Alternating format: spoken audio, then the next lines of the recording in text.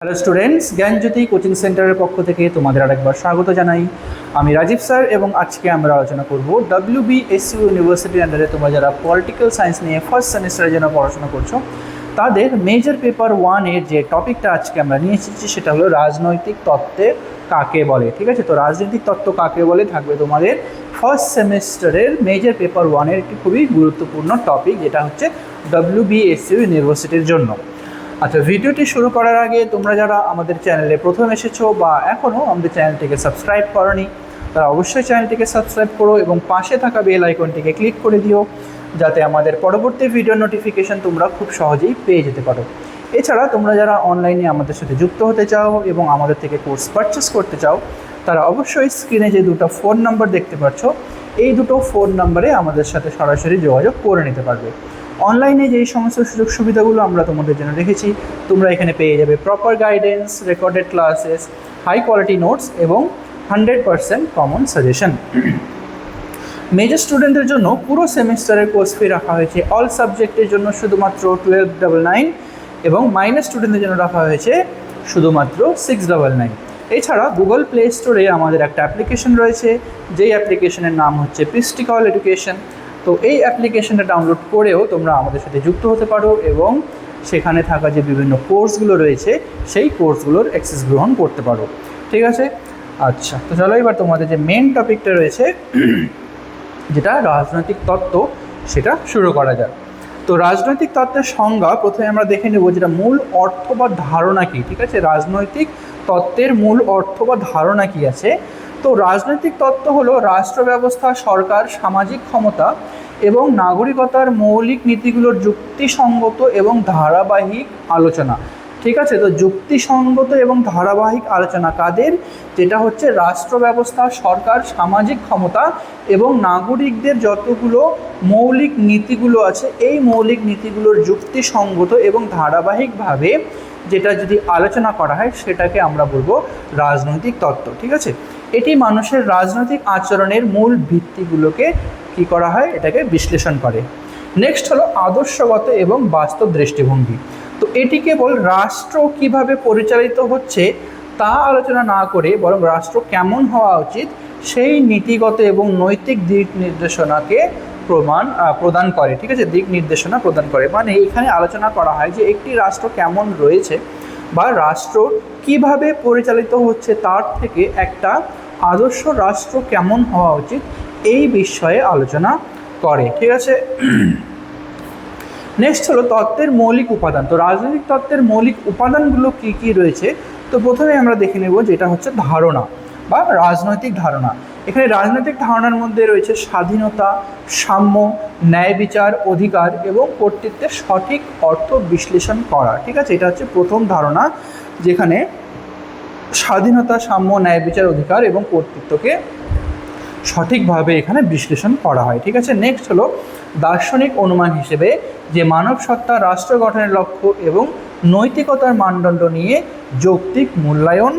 এবং তৃতীয় নম্বরে রয়েছে বাস্তব পর্যবেক্ষণ, যেখানে রাষ্ট্রের দৈনন্দিন কার্যকারিতা এবং রাজনৈতিক প্রতিষ্ঠানের আচরণ পরীক্ষা করা। ঠিক আছে, দৈনন্দিন জীবনে কী কী কাজকর্ম করে রয়েছে রাষ্ট্রের দ্বারা এবং যত রাজনৈতিক প্রতিষ্ঠানের আচরণ কেমন রয়েছে সেই সমস্ত বিষয়গুলিকে পরীক্ষা করা, এটা হচ্ছে রাজনৈতিক তত্ত্বের মূল উপাদানের মধ্যে পড়বে। ঠিক আছে, নেক্সটে রয়েছে হলো রাষ্ট্রচিন্তাবিদদের মতামত। যতগুলো রাষ্ট্রচিন্তাবিদ আছে তাদের মতে রাজনৈতিক তত্ত্ব কি দেখে নেব। যেমন অ্যান্ড্রু হেইডের মতে এখানে বলা হয়েছে যে রাজনৈতিক তত্ত্ব হলো এমন একটি অনুশীলন যা ধারণাসমূহের অর্থ স্পষ্ট করে এবং যাদের মূল্যায়ন এবং পুনর্মূল্যায়ন করা হয়। ঠিক আছে, তো যেখানে কি করা হয়, রাজনৈতিক তত্ত্ব হলো এমন একটি অনুশীলন যা যতগুলো ধারণাসমূহ বা ধারণাগুলো রয়েছে সেই ধারণাগুলোর অর্থকে স্পষ্ট করে তোলে এবং তাদের মূল্যায়ন করে বা পুনরালোচনা বা পুনর্মূল্যায়ন করে। নেক্সট হলো জর্জ সেবাইনের মতে সংকীর্ণ অর্থে এটি রাষ্ট্রীয় সমস্যাগুলোর যুক্তিসঙ্গত অনুসন্ধান এবং সমাধান করার পদ্ধতি, ঠিক আছে, অনুসন্ধান করে এবং সেই যে যতগুলো যুক্তিসঙ্গত সমস্যাগুলো রয়েছে সেই সমস্যাগুলোকে সমাধান করার হলো সঠিক পদ্ধতি এখানে আলোচনা করা হয়েছে, ঠিক আছে। নেক্সট হলো ডেভিড হেল্ডের মতে এটি রাজনৈতিক জীবনের নিয়ম, লক্ষ্য এবং সামাজিক কাঠামোর ধারাবাহিকতার অনুসন্ধান, ঠিক আছে। যতগুলো কাঠামো রয়েছে এখানে রাজনৈতিক জীবনের নিয়ম বা লক্ষ্য এবং সামাজিক যে কাঠামো রয়েছে সেই সামাজিক কাঠামোর ধারণা ভিত্তিক অনুসন্ধান, ঠিক আছে। তো এটা হলো রাষ্ট্রচিন্তাবিদদের বিভিন্ন মত রাজনৈতিক তত্ত্ব নিয়ে। নেক্সট হলো নাগরিক সচেতনতা বৃদ্ধি। তো এখানে নাগরিক সচেতনতা বৃদ্ধি এখানে বলা হয়েছে যেটা হচ্ছে দায়িত্বশীল রাষ্ট্র গঠন, ঠিক আছে। তো দায়িত্বশীল রাষ্ট্র গঠনে রাজনৈতিক তত্ত্ব খুবই গুরুত্বপূর্ণ ভূমিকা পালন করে। যেমন রাজনৈতিক তত্ত্ব সাধারণ নাগরিককে অন্ধ আনুগত্য থেকে মুক্ত করে একজন সচেতন এবং সমালোচনামূলক চিন্তাবিদে পরিণত করে।